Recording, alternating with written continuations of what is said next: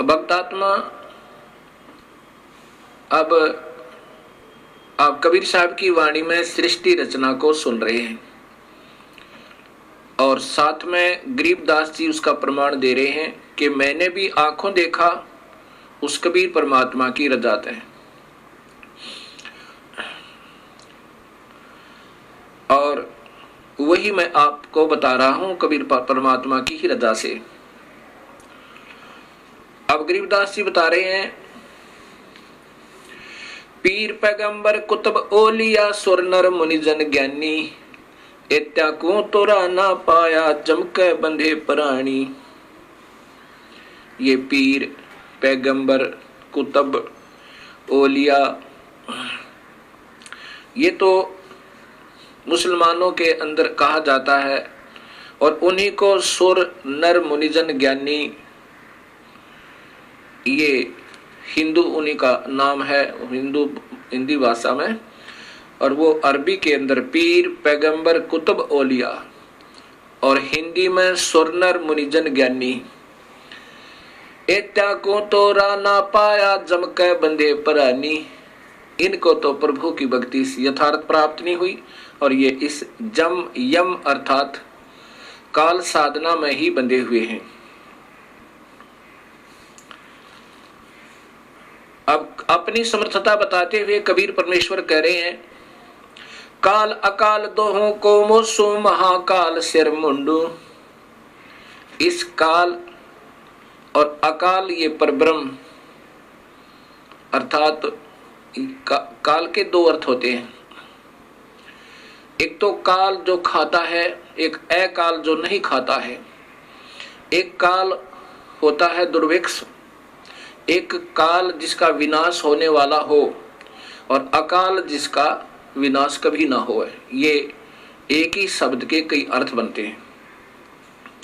अकाल काल अकाल दोहों को मोसो महाकाल सिर मुंडो। मैं तो तख्त हजूरी हुक्मी ही चोर खोज को ढूंढूं। कबीर साहब कहते हैं, हम ब्रह्मा विष्णु महेश को बुरा नहीं बताते और इनके बस की बात नहीं बेचारों की। ये तो ये काल यही महाकाल रूप में अपने 21वें ब्रह्मांड में रहता है। इन और ये दूसरे रूप में हर ब्रह्मांड के अंदर ब्रह्मलोक में भी यही रहता है। काल अकाल दोहों को मोसो महाकाल सिर मुंडो। मैं तो तख्त हजूरी हुक्मी ही चोर खोज को ढूंढूं। हम तो उस जड़ को पकड़ेंगे, उस काल को, और यही कारण है दुखदाई, सभी जीवों को यही दुखी कर रहा है।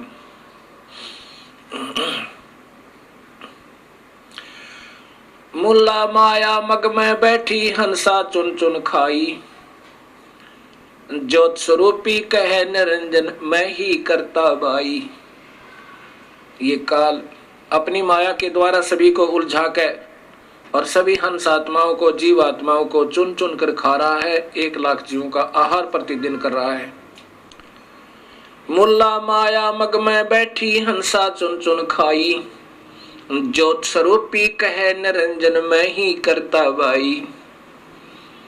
इस काल की द्वारा बिछाया हुआ जाल, ये माया इन सब जीवों को उलझा के, प्रथम तो ये त्रिगुण रूपी माया ब्रह्मा विष्णु महेश के द्वारा जीव को उलझवाता है।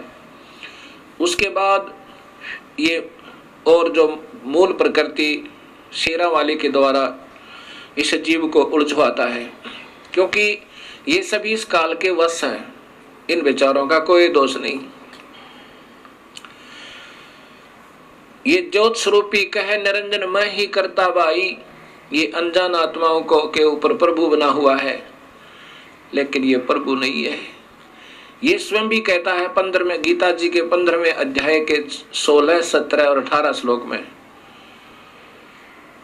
16 श्लोक में लिखा है कि 2 भगवान हैं, क्षर ये ब्रह्म, क्षर पुरुष, और अक्षर पुरुष ये परब्रह्म। इसी प्रकार 2 स्थिति जीव की है। ये जीव रूप में तो अविनाशी है और ये स्थूल शरीर के अंदर नाशवान है, चाहे ब्रह्मा बना है, चाहे विष्णु बना है, चाहे शिव बना है, और चाहे कोई राजा बना है या रंक बना है या कोई पशु बना है, पक्षी बना है, ये स्थूल शरीर है, ये तो नाशवान है इन प्राणियों का, और जीवात्मा रूप में ये अविनाशी कहलाते हैं। अब ये है गीता जी के अध्याय नंबर 15 का श्लोक नंबर 16 का अनुवाद। और 17वें श्लोक में लिखा है कि वास्तव में अविनाशी, वास्तव में भगवान तो इन दोनों से भी न्यारा है। क्षर नाशवान, अक्षर कुछ अविनाशी।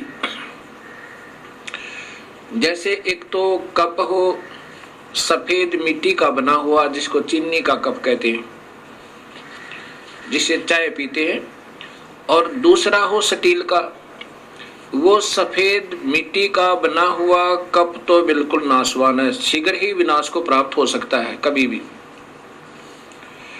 और स्टील लोहे का जो बना हुआ है इस्पात का कप, वो स्थाई समझो कुछ, उससे बहुत स्थाई। किससे?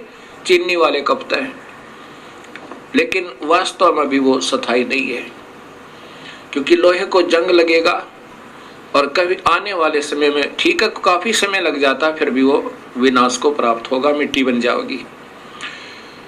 परंतु एक सोने का कप हो,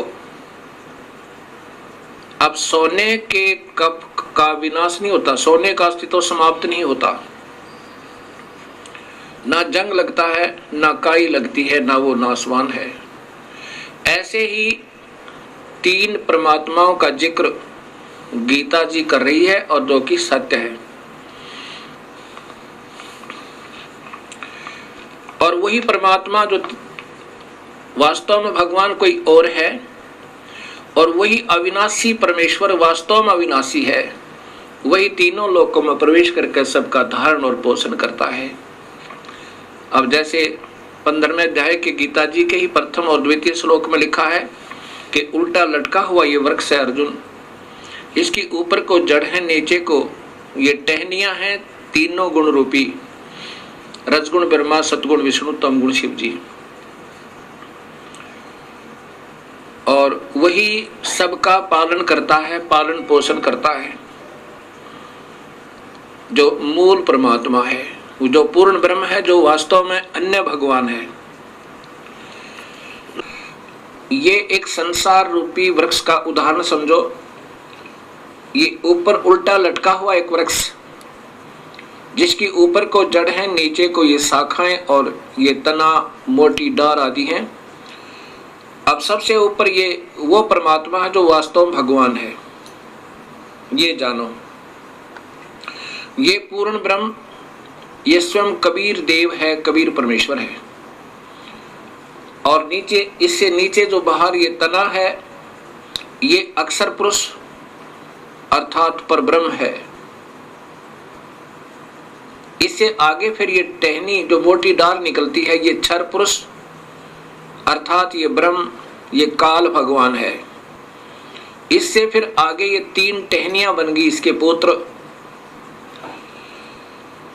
ब्रह्मा, विष्णु, शिव रूपी, ये इसकी शाखाएं हैं। अब ये ऐसे समझना है हमने सृष्टि रचना को, और यही गीता जी बता रही है।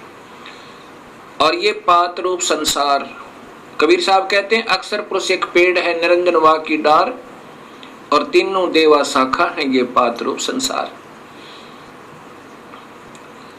अब इसमें ये देखना है कि वास्तव में इसका पालन करता कौन है सारे वृक्ष का। ये मूल है, जड़ है, और ये जड़ है वो अन्य परमात्मा, वो पूर्ण ब्रह्म सत्य पुरुष कबीर साहब। अब आप देखिएगा ये पवित्र गीता जी, और इसके अंदर आपको ये श्रीमद् भगवत गीता, गीता प्रेस गोरखपुर से प्रकाशित, ये वही पुस्तक है जो मैं आपको बार बार दिखा रहा हूं। ये है श्लोक नंबर अध्याय नंबर 15 के अध्याय नंबर 15 और ये श्लोक नंबर 16 है। पहले इसकी ये मूल संस्कृत देखिएगा, सीधा सार्थ इससे बनेगा, क्योंकि इन सरलारकर्ताओं ने स्वयं इतना ज्ञान नहीं था कि ये सत्य को सत्य कह सके। ये लिखा है दुई इमौ पुरुषो लोके क्षर च अक्षर, इस पृथ्वी वाले लोक में दो भगवान हैं। दवी माने दो, दवी माने दो, इमौ माने इस, पुरुषो माने पुरुष, लोके माने संसार में, क्षर ये नासवान, ये क्षर ये ब्रह्म है, अक्षर ये पर ब्रह्म। द्वि पुरुषो, अक्षर पुरुष क्षर पुरुष, इन इस पुरुष को यहाँ दोनों स्थान पर लगेगा। ये एवं मन इसी प्रकार और इसी प्रकार च और इसी प्रकार क्षर सर्वाणी भूतानि कटुष्ट अक्षर उच्यते, इसी प्रकार जीव की दो स्थिति है। अब यहाँ इनके द्वारा टीका भी देखिएगा, ये श्री जयदयाल गोविंद का जी के द्वारा भाषा भाषी टीका है। इस संसार में नासवान और विनाशी भी दो प्रकार के पुरुष हैं। यहाँ पुरुष माने भगवान लिखना था, प्रभु लिखना था। फिर इसी प्रकार सर्वाणी सब संपूर्ण प्राणियों के शरीर तो नासवान है और जीवात्मा अविनाशी कहा है। अब ये तो क्षर और अक्षर की ज्ञान दिया। अब वास्तव में ये 17वां श्लोक बताता है,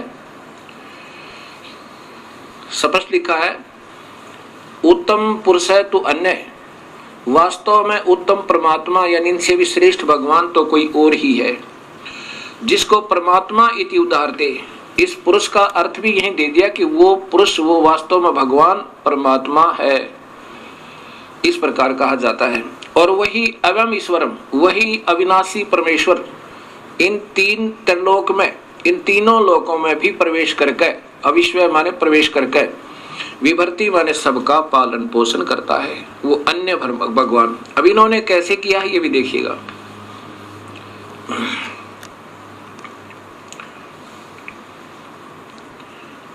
उत्तम पुरुष है तो अन्य ही है, इन्होंने भी स्पष्ट करने की कोशिश की है। यहाँ भगवान लिखना चाहिए था।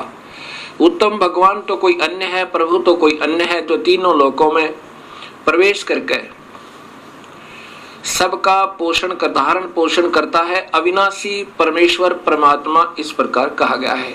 अब यहाँ सिद्ध कर दिया कि वही पुरुष यानी परमात्मा, उसी को परमात्मा भी कहते हैं, वही वास्तव में भगवान है।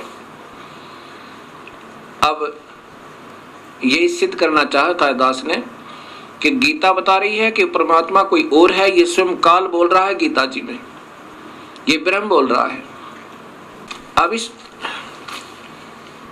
अब 18वें श्लोक में स्पष्ट है, ये स्वयं काल भगवान कह रहा है कि क्योंकि मैं, यहां लो, क्योंकि मैं नासवान जड़ क्षेत्र से तो सर्वथा अतीत हूं और अविनाशी जीव आत्मा से भी उत्तम हूं, इसलिए लोक में और वेद में पुरुषोत्तम नाम से प्रसिद्ध हूं। क्या बताना चाहा है, यही मैं आपको बताना चाहता था। लोक वेद क्या है? सुना सुनाया ज्ञान लोक वेद कहलाता है। अब ये ब्रह्म भगवान क्षर पुरुष अर्थात काल भगवान स्वयं स्वीकार कर रहा है कि मुझे तो केवल इसलिए भगवान कहते हैं, पुरुषोत्तम कहते हैं कि मैं इस जीव आत्मा से जो मेरे अंतर्गत है, मेरे ब्रह्मांड में 21 ब्रह्मांडों में है, वो चाहे जीव रूप में है, जीवात्मा रूप में, चाहे वो स्थूल शरीर में देव हैं, महादेव हैं, चाहे ब्रह्मा विष्णु महेश हैं, और भावे ये राजा और रंक है, और चाहे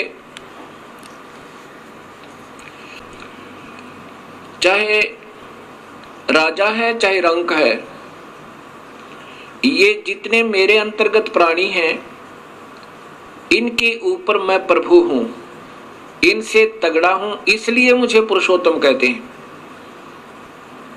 ये लोक वेद का अर्थ होता है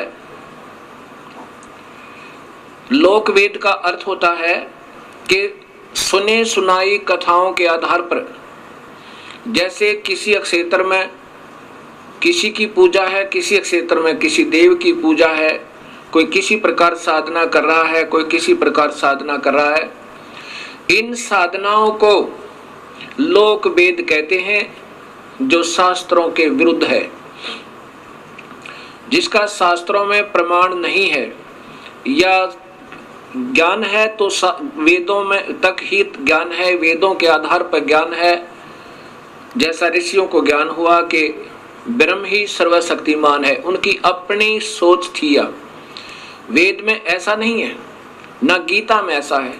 इन्होंने ही इस ब्रह्म को पूर्ण सर्वशक्तिमान मान के और लोक वेद बना दिए अपनी कथाओं के आधार पर। इसको सर्वस्वा सर्वशक्तिमान, जैसे ब्रह्मा विष्णु महेश को अजर अमर अजन्मा, इनके कोई माता पिता नहीं, ऐसा बना दिया। ये लोक वेद था, ये शास्त्र में प्रमाण नहीं था। शास्त्र को पढ़ा भी लेकिन ना समझने के कारण जो लोक वेद बन गया। ऐसे कहा कि मैं तो केवल लोक वेद के आधार पर पुरुषोत्तम कहलाता हूं, क्योंकि ऋषियों को पूर्ण ज्ञान नहीं हो पाया। वेद भी पढ़े और उसमें पूर्ण परमात्मा के महत्व जैसा ही इस ब्रह्म को जानकर इसकी ही साधना ओम नाम के जाप से करते रहे। तो यह स्पष्ट कह रहा है कि मुझे जो ऐसा, मैं इसलिए प्रभु माना जाता हूं, और जो मुझे ऐसे परमात्मा मान रहा है अपने ही ज्ञान से, वास्तव में उसको ज्ञान सही नहीं है, तो वो मुझे ही हमेशा भजता रहता है। और ये अनमोल शास्त्र मैंने तेरे से बता दिया, रहस्य युक्त। भगवान रहस्य युक्त क्यों कहा? जब ज्ञान है तो स्पष्ट सबके सामने ही आना चाहिए था। रहस्य युक्त क्यों कहा? क्योंकि ये हमेशा हर जीव को गुमराह करने की चेष्टा करता है। अभी इसी गीता जी के अब 19 और 20 श्लोक आपको फिर दिखाता हूं। ये गीता अध्याय नंबर 15 है, श्लोक नंबर 19। इसमें देखिएगा, हे भारत, जो ज्ञानी पुरुष मुझको इस प्रकार पुरुषोत्तम जानता है, जैसा कि 18वें श्लोक में आपने सुना, वह सर्वज्ञ, सब प्रकार से निरंतर, माम माने मुझे ही, ये वासुदेव इन्होंने अपनी तरफ से लिख दिया, सीधा अर्थ है माम माने मुझको ही, भजती माने भजता है। जो सुने सुनाए ज्ञान के आधार पर मुझे प्रभु मान रहा है वो मुझे ही भजता है, अर्थात पूर्ण परमात्मा को नहीं भजता। अब 20वां श्लोक देखिएगा, ये इस अध्याय का अंतिम श्लोक है। हे निष्पाप अर्जुन, इस प्रकार यह अति रहस्य युक्त गोपनीय शास्त्र मेरे द्वारा कहा गया, इसको तत्व से जानकर ज्ञानवान और कृतार्थ हो जाता है।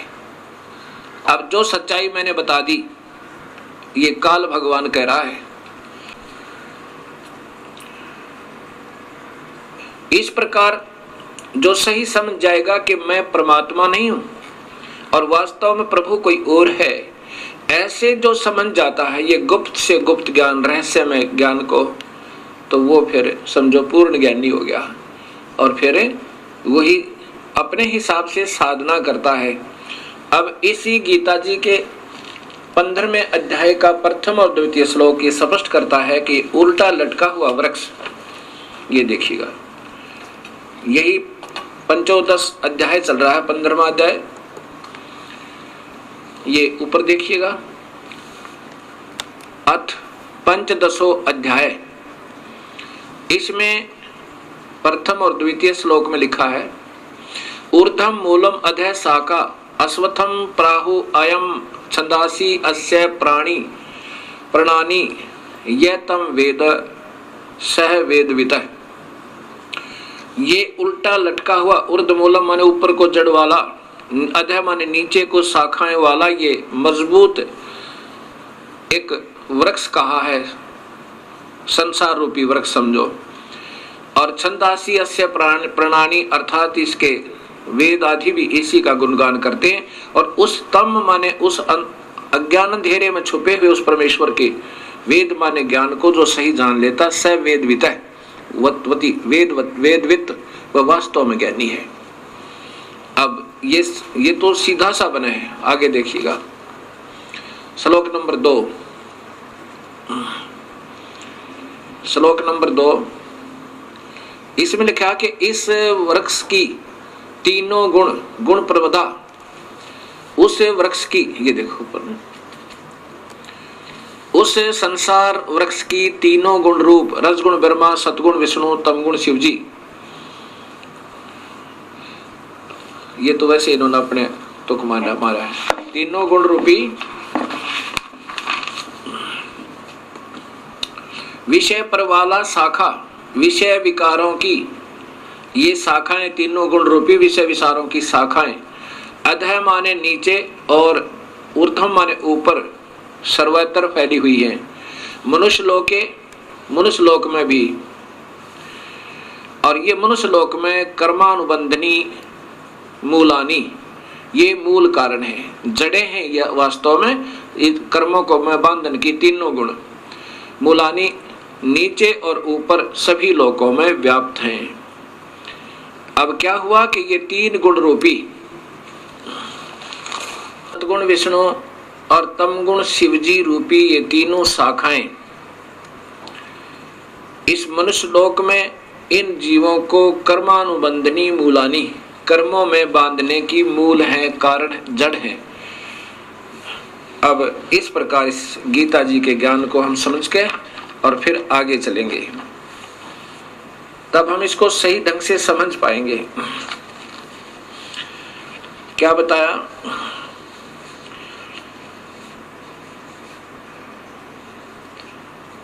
मुल्ला माया मग में बैठी हंसा चुन चुन खाई, ये ज्योत स्वरूपी भया निरंजन, कहे निरंजन मैं ही करता वाई।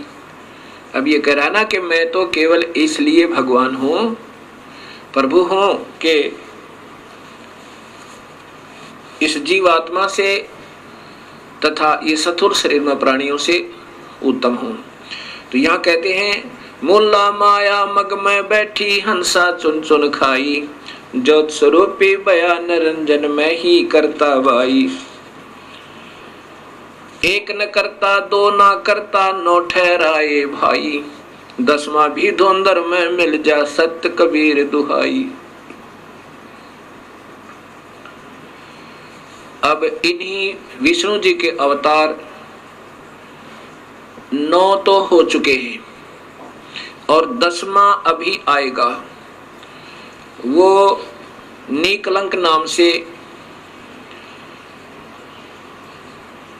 विष्णुदत्त शर्मा के घर पर संभल नगरी में अवतार लेगा। एंड ऑफ द कलयुग, कलयुग के अंत में उसमें सभी प्राणी मांसाहारी, कर्तघनी और भक्तिहीन हो जाएंगे। उसमें मनुष्य की आयु 20 वर्ष की होगी, स्त्री और पुरुष की, जिसमें से 5 खंड होंगे। खंड का मतलब है कि 5 वर्ष, जैसे आजकल 100 वर्ष की आयु मानते हैं, तो 75 में 80 में आम व्यक्ति की मृत्यु हो जाती है। ऐसे उस समय 20 वर्ष की आयु होगी और 15 वर्ष में आम व्यक्ति मर जाया करेगा, यानी प्राण त्याग जाया करेगा।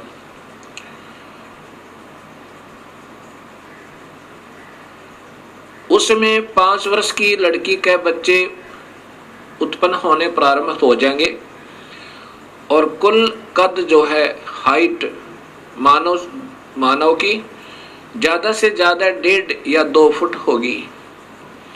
ऐसे बिल बना करके रहा करेंगे, सब मांसाहारी होंगे। उसमें पृथ्वी के अंदर उपजाऊ अंश नहीं रहेगा। उन कृतघ्नी प्राणियों को समाप्त करने के लिए ये काल अपना ही कोई वहां गण, जैसे 10वां अवतार कौन आएगा?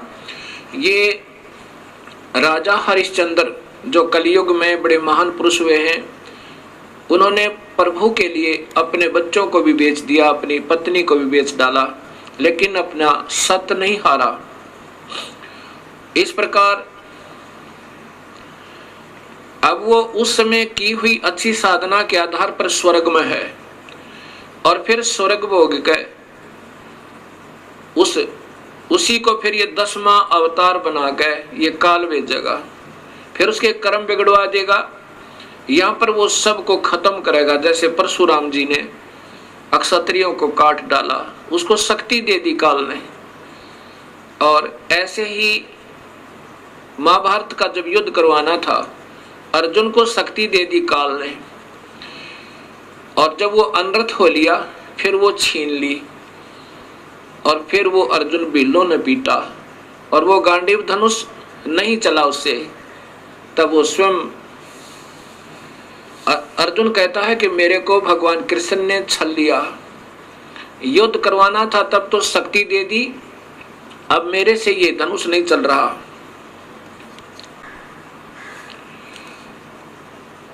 अर्जुन कहता है कि बड़ा छलिया है, लेकिन कबीर साहब कहते हैं कि भगवान कृष्ण छलिया नहीं है, वो नहीं चाहते ऐसा जुल्म करवाना। ये तो सब खेल काल खेल रहा है, और ये ब्रह्मा विष्णु महेश और इन्हीं के अवतार बना के वो काल इन सबको नचा रहा है। उसके पास रिमोट कंट्रोल है सबका। ये तो खिलौने हैं उस काल के सामने। वो 1000 भुजा का है वो काल भगवान ब्रह्म, और ये ब्रह्मा विष्णु महेश केवल 4 भुजा के, और ये इनकी माँ जो है अष्टंगी शेरा वाली दुर्गा, ये 8 भुजा की। अब ये देखना, एक तो 1000 हॉर्स पावर की मोटर हो, और एक 4 हॉर्स पावर की हो, एक 16 कला के हो, 16 हॉर्स पावर की मोटर हो, और एक 1000 कला की यानी पावर हॉर्स पावर की हो। कितना अंतर होता है। ऐसा ही इन सब के अंदर भिन्नता है।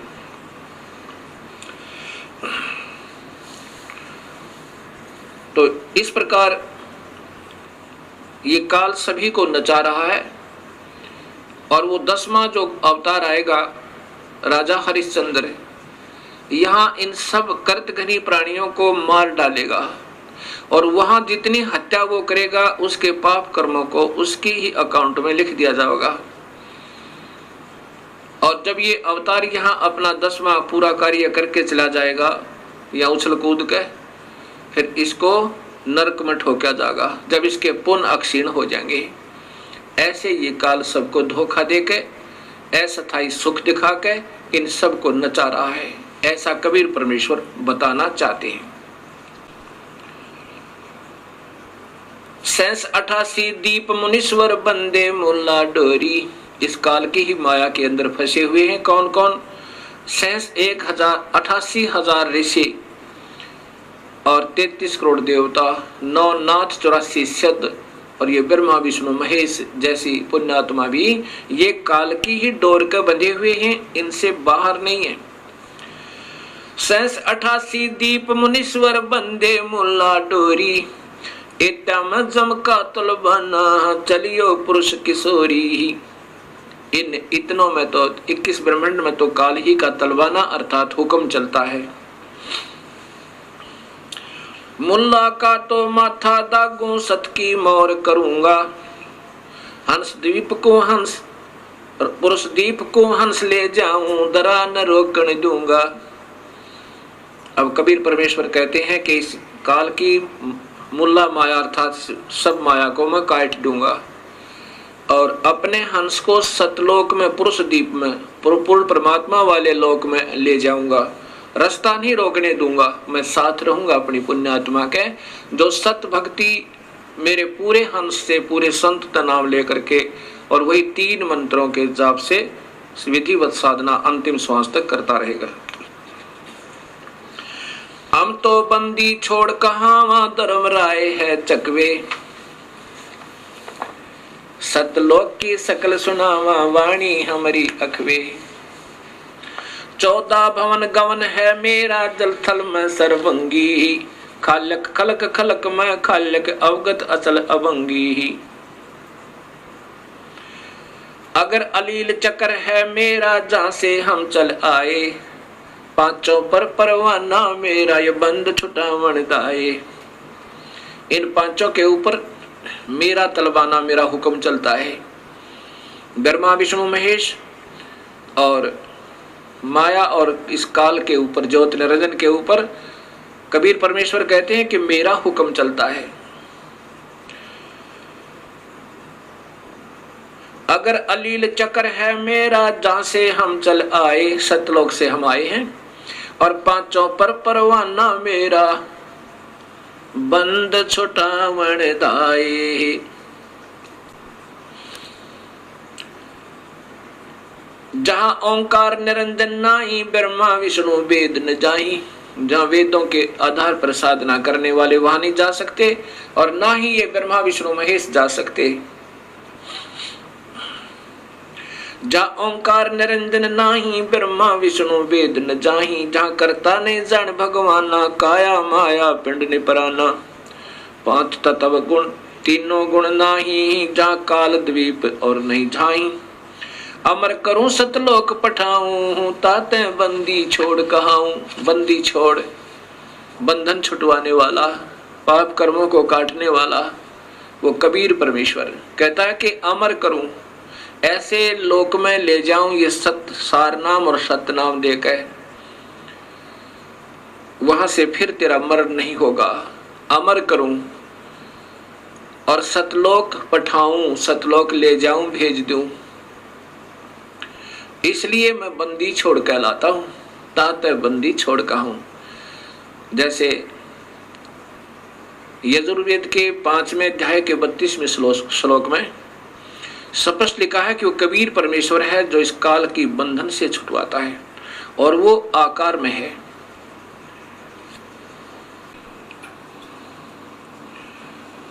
अब कबीर साहब कह रहे हैं कि अमर करूं सतलोक पठाऊं, ताते बंदी छोड़ कहाऊं। बंदी छोड़ का अर्थ होता है बंधन से छुटवाने वाला, काल की कारागार से छुटवाने वाला। अब ऋग्वेद आपको बताएगा कि वो बंदी छोड़ कौन है, ये आपके यजुर्वेद बताएगा। ये यजुर्वेद आपको दिखाते हैं।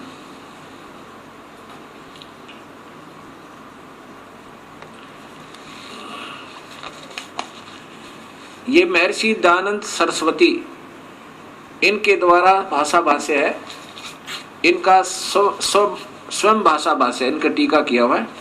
और ये श्लोक नंबर 32वां अध्याय नंबर 5 का श्लोक नंबर 32 आप देखिएगा। गिरा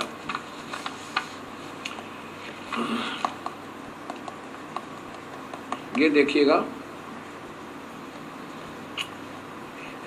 ये है श्लोक नंबर 32 अध्याय नंबर 5 पंचमो अध्याय और श्लोक नंबर 32। ये देखिएगा, ये है उसी गसी कबीर अंगारी असी। बंबारी बंबारी बंबारी माने बंधनों का शत्रु। अवेसरोसी दो वसवान सुधन्यो रसी मार जालिये। सम्राट असी कृषाणु पृष्ठो असी पवमानो नभोसी। प्रतका मृष्टासी हव सूदन है रथ धामा असी सवर ज्योति। अब इन्हीं के द्वारा, महर्षि जी के द्वारा ही इनके शब्दों में सुनिए पहले तो। हे जगदीश्वर, जिस कारण आप उशिक माने कांतिमान, असी माने है, हैं, अंगहारी माने खोटे चलन वाले जीवों के शत्रु। अंग का अर्थ होता वास्तव में पाप, वापस लेना। अंगहारी का अर्थ होता पाप, अरि माने शत्रु। अंग माने पाप, अरि माने शत्रु। पाप क्या शत्रु, पाप काटने वाले, खोटे कर्म, ये छोटे खोटे चलन नहीं, ये सीधा अर्थ है अंगारी माने पाप कर्मों को काटने वाले। कबीर, ये कबीर है। ये कबीर को यहाँ कबीर ही लिखना था। कबीर असी माने है, वो पाप काटने वाला कबीर है। आगे देखिए, फिर स्वयं स्वीकार करते हैं बंभारी बंधनों का शत्रु, बंधनों के शत्रु व तारादि तंतुओं के विस्तार करने वाले। ये तो इन्होंने अपना बना दिया सीधा। बंभर माने भंवरे की तरह विषय वासनाओं के बंधन में बंधे हुए काल के जाल में। ये बंभारी माने बंधनों के शत्रु, बंभर माने भंवरे की तरह बंधे हुए बंधनों में, विषय वासनाओं के बंधनों में, उनको काट के इस काल की कैद से छुड़ाने वाले ये परमात्मा कबीर है। कौन है? वो कबीर है। और वो कहाँ रहता है? ये देखो, वो रत धामा, ये स्वयं कहते हैं वो सत धाम युक्त 80 माने है, वो सतलोक में रहता है। अब यहां फिर ऊपर देखना, ये मूल संस्कृत सीधा अर्थ लिखा है कि उसी गसी कबीर, ये स्पष्ट कबीर शब्द है। कबीर अंगारी असी, पाप काटने वाले कबीर हैं। और बंभारी, बंभारी माने बंधन, बंदी छोड़, बंधनों के शत्रु कहो या बंधन छोड़वाने वाले, बंदी छोड़ कहो, हम उनको बंदी छोड़ कहते हैं। इसलिए कबीर परमेश्वर कह रहे हैं कि अमर करूं सतलोक पठाऊं, ताते बंदी छोड़ कहाऊं। इसलिए मैं बंदी छोड़ कहलाता हूं। अमर करूं और काल के जाल से जीव को छुटवा कर सतलोक ले जाता हूं। अब गरीबदास जी, वही कबीर परमेश्वर की प्यारी आत्मा, अपने प्रभु की समर्थता कैसे बताते हैं और इस काल के जाल को कैसे समझाना चाहते हैं।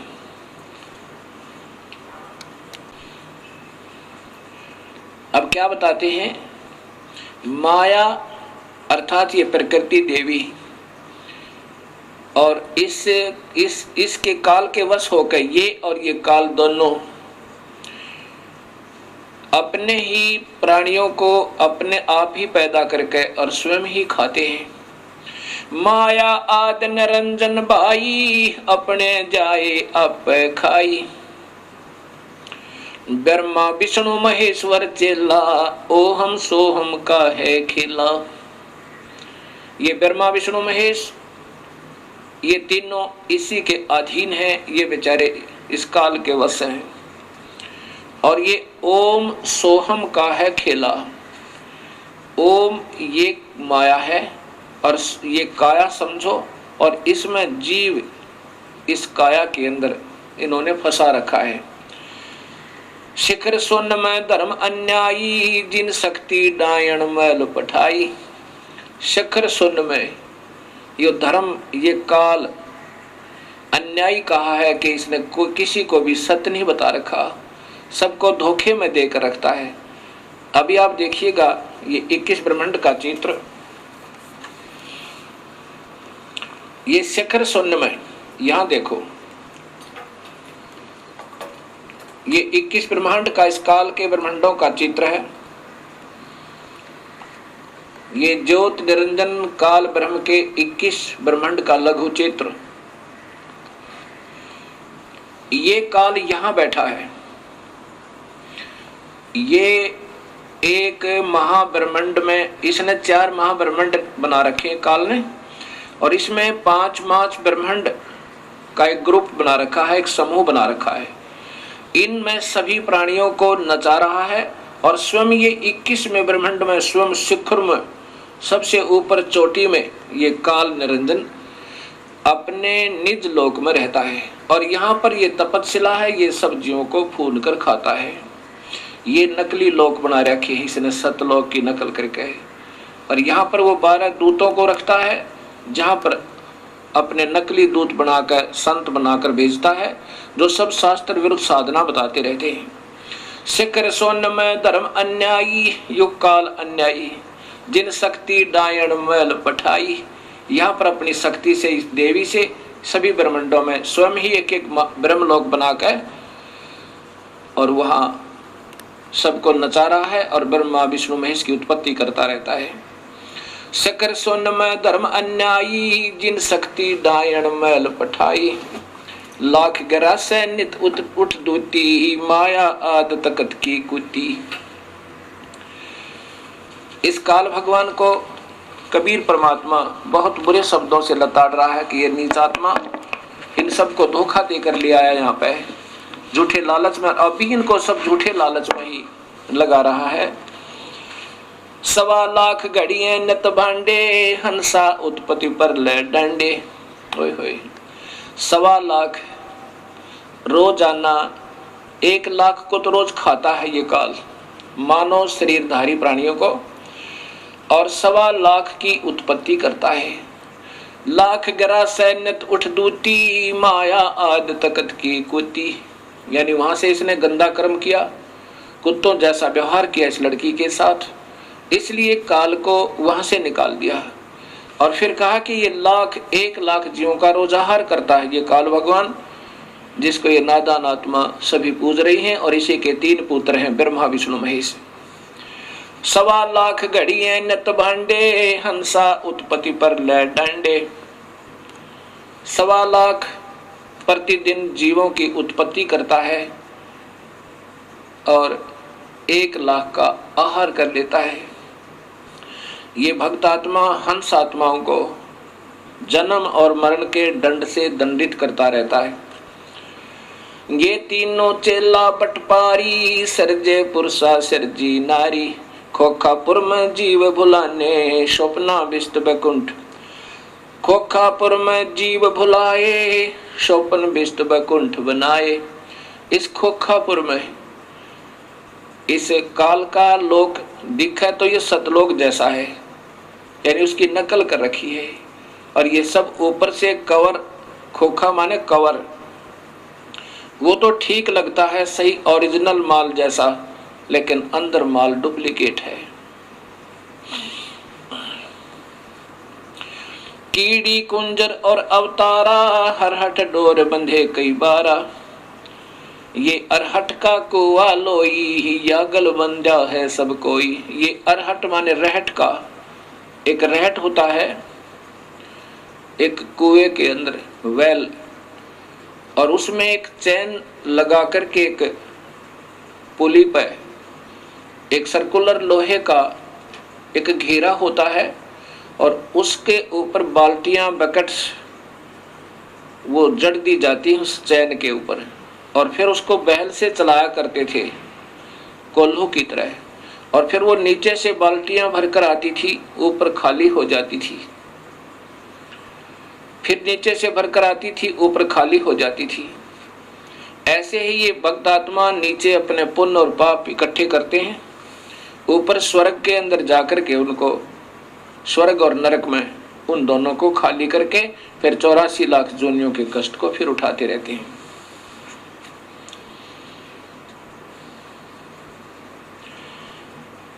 कीड़ी कुंजर और अवतारा, हरहट डोर बंधे कई बारा। कीड़ी यानी चींटी से लेकर और हाथी तक, और ये अवतार भी ऐसे ही काल के जन्म मरण रूपी रहट से बंधे हुए हैं।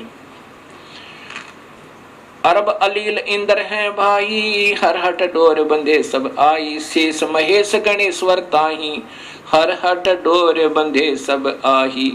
ये शेष महेश, ये गणेश्वर, ये भी सब जन्म मरण के अंदर ही हैं, ब्रह्मा विष्णु महेश भी। शुक्रादिक ब्रह्मादिक देवा, हरहट डोर बंधे सब खेवा। शुक्रादिक ये शुक्राचार्य जैसे महापुरुष भी, और ब्रह्मादिक ब्रह्मा विष्णु महेश आदि, ये भी इस जन्म मरण की रहट की डोरी में सब बंधे हुए हैं। कोटिक करता फिरता देखा, हरहट डोर कहूँ सुन लेखा। ये चतुर्भुजी भगवान कहाँ में, हरहट डोर बंधे सब आवे।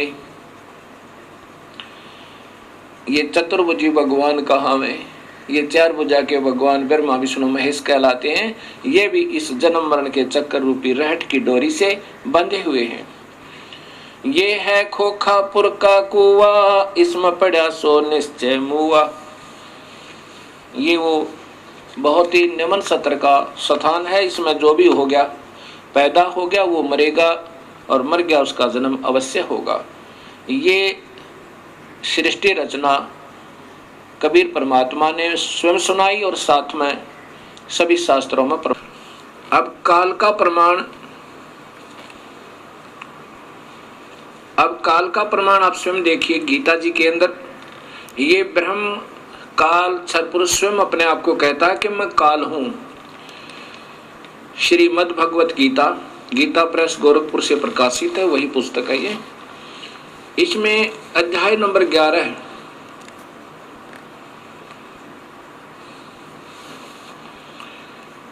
के श्लोक नंबर 31 में, ये 32 है और 31 में अर्जुन पूछ रहा है कि मुझे हे भगवान, हे उग्र रूप वाले, जब इन्होंने विराट रूप दिखाया, 1000 भुजा का, 1000 आंखें आदि आदि, तो अर्जुन पूछ रहा है कि मुझे बतलाइए आप उग्र रूप वाले कौन हैं? हे देवों में श्रेष्ठ, आपको नमस्कार हो, प्रसन्न होइए। आधम, आधम का अर्थ होता है यम माने आदि माने पुराना, यम माने काल। हे वास्तव में काल रूप, इन्होंने आदि पुरुष लिखा। भवंत, आपको विश्व रूप से विशेष रूप से जानना चाहता हूं, क्योंकि आपकी प्रवृत्ति को नहीं जानता। अब देखो अर्जुन पूछ रहा कि आप कौन हैं, तो स्वयं ये ब्रह्म कहता है। श्री भगवान वाच, नीचे देखिए, अर्जुन के पूछने पर श्री भगवान बोले, हे अर्जुन, मैं लोगों, ये 32वां श्लोक है, ये देखिएगा, ये 32वां श्लोक है। लोगों का नाश करने वाला बढ़ा हुआ काल हूं। ये तो बढ़ा चढ़ा के लिखते हैं, काल है, महाकाल लिख दिया। मैं काल हूं, इसमें इन लोगों को नष्ट करने के लिए प्रवृत्त हुआ हूं। हे ये जो प्रतिपक्ष की सेना में स्थित योद्धा लोग हैं, ये तेरे मारे बिना भी, ये देखिएगा कि जितने ये वे सब तेरे मारे बिना भी नहीं रहेंगे, इन सब का नाश हो जाएगा। अब यहाँ फिर देखिएगा, ये कहते हैं कि मैं अब प्रवृत्त हुआ हूँ। प्रवृत्त हुआ हूँ मतलब मैं प्रकट हुआ हूँ, ये स्वयं कहते हैं। फिर देखना, लोगों का विनाश करने वाला,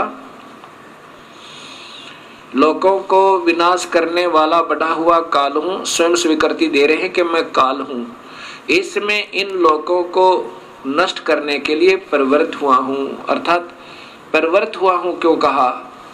क्योंकि भगवान श्री कृष्ण नहीं थे, अपनी सिद्धि से काल श्री कृष्ण जी के शरीर में प्रवेश कर गया। और जो प्रतिपक्ष की सेना में स्थित योद्धा लोग हैं, ये तेरे मारे बिना भी मैं मर जाएंगे, मैं इनको खत्म कर दूंगा। अब आप देखिएगा, ये विष्णु महापुराण, इसमें स्वयं स्वीकृति दी है कि विष्णु का अर्थात ये काल ही महाविष्णु, महाब्रह्मा, महाशिव रूप में ये डबल रोल करता है, स्वयं ही रोल करता है। गीता प्रेस गोरखपुर से प्रकाशित श्री विष्णु महापुराण, श्री विष्णु पुराण, इसके अंदर देखिए, ये संस्कृत भी साथ है, यहां से देखिएगा। हे द्विज, परब्रह्म का प्रथम रूप पुरुष है, यानी ये दिक काल जो है ये ब्रह्म है। परब्रह्म तो वैसे तुक्के मारा अपने हिसाब से अनजानपने में। ब्रह्म का प्रथम रूप तो पुरुष है। अव्यक्त और व्यक्त, ये इनकी अपनी सोच है। व्यक्त, अव्यक्त और व्यक्त। अव्यक्त माने ये प्रगट आकार में नहीं आता, और व्यक्त व्यक्तिगत रूप यानी प्रगट होकर ये ब्रह्मलोक में रहता है, चतुर्भुज रूप में, महाब्रह्मा महाविष्णु रूप में, उसके अन्य रूप हैं। अव्यक्त माने निराकार, व्यक्त आकार। अव्यक्त ये किसी के सामने नहीं आता अपने वास्तविक काल रूप में, ये वहाँ 21वें ब्रह्मांड में आकार में ही रहता है। और यहाँ व्यक्त महाब्रह्मा महाविष्णु महाशिव रूप में, ब्रह्मलोक में व्यक्त रूप में, आकार रूप में रहता है, उसके अन्य रूप हैं। तथा काल उसका परम रूप है। असली रूप काल है, किसका? उस काल का, ज्योत स्वरूपी निरंजन का। अब यहां देखिएगा कि भगवान विष्णु जो व्यक्त अव्यक्त पुरुष काल रूप से स्थित होते हैं, व्यक्त, अब जैसे ब्रह्मलोक के अंदर ये महाब्रह्मा महाविष्णु शिव रूप में, ये व्यक्त रूप में है। अव्यक्त ये गुप्त रूप में कृष्ण में प्रवेश कर गया, पुरुष और काल रूप से स्थित है। एक तो भगवान जैसा दिखे और वास्तव में ये काल है। और यहां देखिए हे द्विज, काल रूप भगवान अनादि है, इनका अनंत नहीं है, इसलिए संसार की उत्पत्ति, स्थिति और प्रलय भी कभी नहीं रुकते। अब यहां देखिए, पुरुष के प्रकृति से पृथक सतीत हो जाने पर ये काल इस देवी को छोड़कर और 21वें ब्रह्मांड में चला गया। हो जाने पर विष्णु भगवान का काल रूप परिवर्त होता है। ओए होए, स्पष्ट लिखा है ये महाविष्णु से प्रारंभ होती है विष्णु पुराण, और फिर त्रिलोकीय विष्णु की महिमाओं से समाप्त होती है। अब यहाँ वो विष्णु भगवान का, वो जिसको परब्रह्म लिखा वहां पर, वो गलती से ये अपनी सोच से अब लिखा है कि प्रकृति से अलग हो जाने पर, ओए होए, पुरुष के यानी काल भगवान के प्रकृति से पृथक हो जाने पर विष्णु भगवान का काल रूप परिवर्त होता है, यानी वो वास्तव में वहां काल रूप में रहता है 21वें ब्रह्मांड में।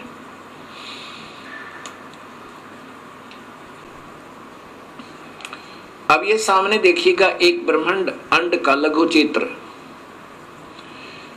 इसमें ये 7 लोक हैं नीचे के, ये पाताल लोक, ये अन्य लोक हैं, उतल अवतल रसतल तुतल वितल अतल, और ये है पृथ्वी जिस पर हम बैठे हैं।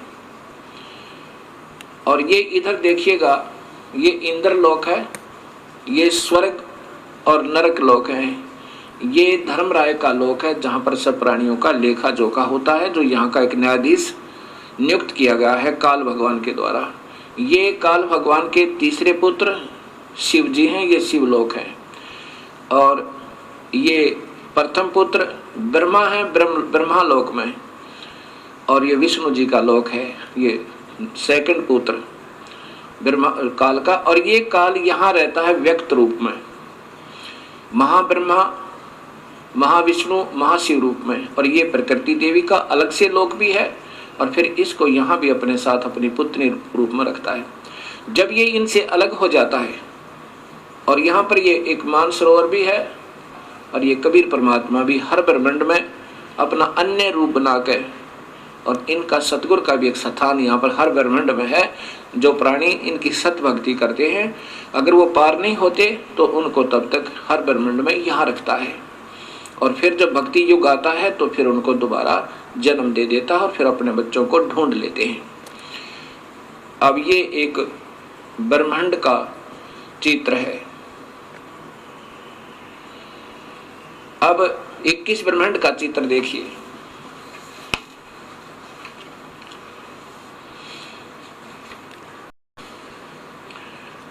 अब यहां ये देखिए पूरा का पूरा। अब क्या कहा विष्णु पुराण में कि जब ये प्रकृति से भिन्न हो जाता है, हर ब्रह्मांड में अपने उत्पत्ति करके, ये एक ब्रह्मांड है, ये 5 महाब्रह्मांड का ग्रुप है, 5 ब्रह्मांड का, और एक महाब्रह्मांड बनाया हुआ इस काल ने। इस एक एक ब्रह्मांड में अपनी पत्नी के साथ रहकर एक एक ब्रह्मा, एक विष्णु, एक शिव की उत्पत्ति करके एक ब्रह्मांड की शुरुआत कर देता है। फिर इनसे भी अलग हो जाता है, फिर इनके साथ नहीं रहता, वो काल यहाँ रहता है। देखो कितना स्पष्ट किया है कि वो फिर काल रूप हो जाता है इस 21वें ब्रह्मांड में। तो यहाँ गरीबदास जी कहते हैं, शिखर सुन मधुरम अन्यायी जिन शक्ति दायन मैल पठाई। इसको छोड़ के प्रकृति से ये दबाव से काम लेता, जबरदस्ती बाई फोर्स। ऐसे ही सभी तीनों पुत्रों को रजगुण सतगुण तमगुण बनवा दिया। अब ये बेचारे क्या करें, जैसे मिर्च बन गई तो मिर्च का स्वभाव तो रहेगा ही, उसका क्या दोष बेचारी का। अब यहां देखिएगा कि आपको ऋग्वेद दिखाऊंगा। उसमें लिखा कि इस काल ने इन सभी 21 ब्रह्मांडों को ऐसे गोल आकार वृत्ताकार में सबको घेर कर और उससे भी बाहर बैठा है, इनसे भी बाहर बैठा है, यहाँ बैठा है। अति तिष्ठन्त, इनसे भी बाहर है, वृत्ताकार में गोलाकार में रोक के। अब ऋग्वेद दिखाता हूं सृष्टि रचना में।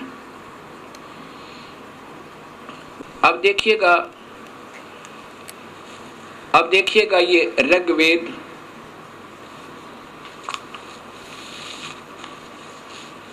ये महर्षि दानंद सरस्वती द्वारा भाषा भाष्य है।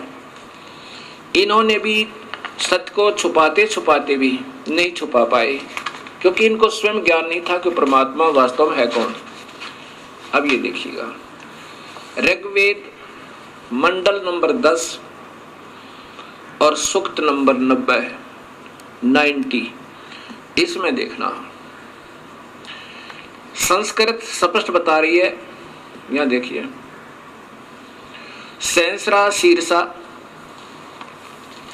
सहस्रा अक्षा अक्षय सहस्र पात है स भूमि विश्वस्तो वृत्वा, ये देखना वृत्वा अति तिष्ठन्त 10 उंगलम पुरुष है परमेश्वर, ये काल भगवान, पुरुष माने काल भगवान। क्योंकि अब सहस्रा शीर्षा संसार के सिरों वाला, सहस्रा संसार के नहीं 1000 सिर वाला, जैसे गीता में लिखा है हे सहस्रा बाहु सहस्रा अक्ष वाले, सहस्रा अक्षय और हजारों आंखों वाला, इन्होंने संसार की आंखों वाला लिखा है।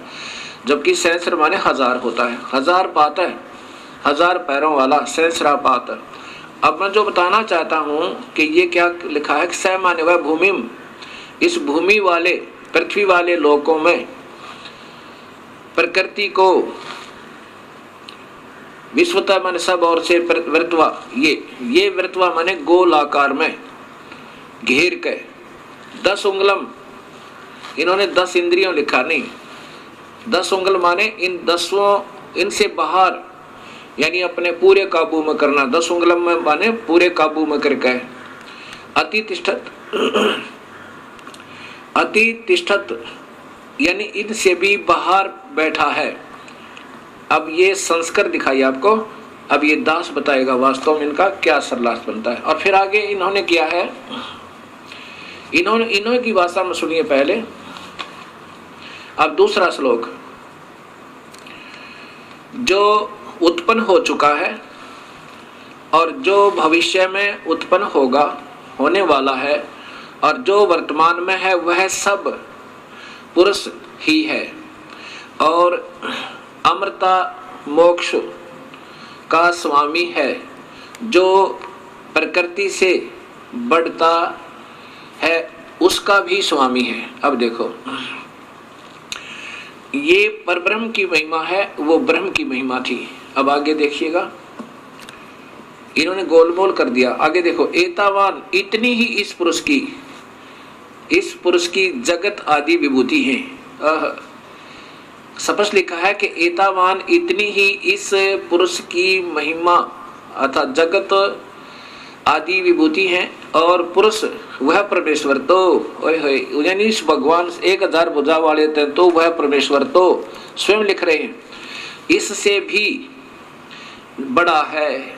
देखो महर्षि दानंद स्वयं 2 भगवान तो आप ही स्वीकार कर रहे हैं कि वो वास्तव में परमात्मा, पहले तो 1000 भुजा वाला भगवान, अब कहते हैं ये तो इतनी ही महिमा है उस भगवान की तो, लेकिन वो परमात्मा वह परमेश्वर अर्थात दूसरा कोई भगवान है वो इससे भी बड़ा है। हे मालिक, 2 भगवान स्वयं स्वीकार करते हैं और स्वयं कहते हैं भगवान है ही नहीं, निराकार है, एक ही प्रभु है, विश्वा समस्त भूत जात इसका एक पैर है, एक पैर है, पाद है, इसके 3 पाद, ज्ञान प्रकाश दिदिनी दिवी है, ये अमृतम अविनाशी है।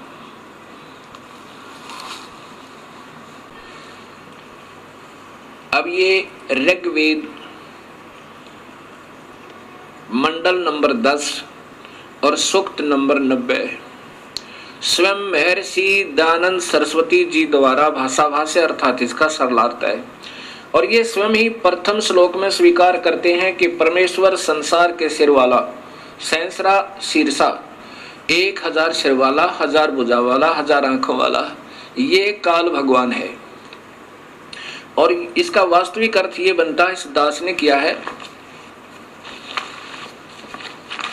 कि पुरुष विराट रूप काल भगवान अर्थात क्षर पुरुष, 1 सहस्रा शीर्षा, 1000 सिर वाला, 1000 आंखों वाला, 1000 पैरों वाला वह काल भूमि मन पृथ्वी वाले 21 ब्रह्मांडों को विश्वस्तः माने सब औरतें, विश्वस्तः माने सब और से जबरदस्ती घेर के, विश्वस्तः 10 उंगलम, 10 उंगलम माने बिल्कुल पूर्ण काबू करना, यानी 10 उंगलों के बीच में रख लेना, उसको पकड़ लेना, जकड़ लेना। 10 उंगलम का अर्थ ये है पूर्ण रूप से घेर के, वर्तवा यानी गोल आकार में घेर के, अत्यतिष्ठत इससे भी बाहर उस काल लोक में ठहरा हुआ है। ये आपको अभी मैंने दिखाया था और ये फिर देखिए।